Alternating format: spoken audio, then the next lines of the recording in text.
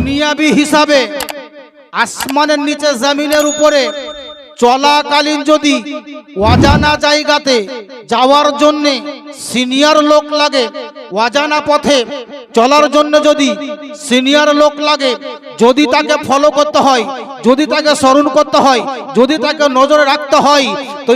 নবী পাক সাল্লাল্লাহু তাআলা আলাইহি ওয়াসাল্লামকে আল্লাহ তাআলা আমাদের জন্য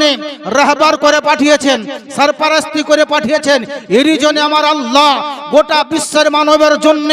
এলান করে দিলে, হে আমার বান্দা বান্দি শোনো, যদি তুমি তোমার জীবনকে ধন্য করতে চাও, যদি তুমি জাহান্নাম থেকে বাঁচতে চাও, যদি তুমি অবৈধ পথ থেকে বাঁচতে চাও, যদি তুমি নাজায়েজ পথ থেকে বাঁচতে চাও, তো আমি তোমাদের জন্য খুবই সহজ ভাবে আমার নবী মুস্তাফাকে সিনিয়র হিসেবে পাঠিয়েছি। হে জগতের মানুষ শোনো, তোমরা আমার নবী মুস্তাফাকে ফলো করো,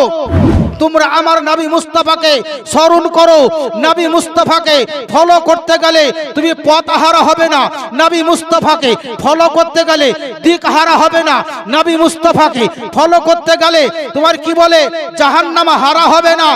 জান্নাত হারা হবে না। নবী মুস্তাফাকে ফলো যদি করা হয়, তোমার মতো ব্যক্তি যদি নবীকে ফলো করতে পারো, তবে তোমার ঈমান হারা হবে না। আমার নবীকে ফলো করো, তোমার জীবনটা ধন্য হয়ে যাবে। আর যদি নবীকে ফলো না করো, নবী মুস্তাফাকে যদি স্মরণ না করো, নবী মুস্তাফাকে যদি তুমি লক্ষ্য না করো, তবে তুমি পথহারা হয়ে যাবে, দিশাহারা হয়ে যাবে, দিকহারা হয়ে যাবে, ঈমান হারা হয়ে যাবে। এরই জন্য তো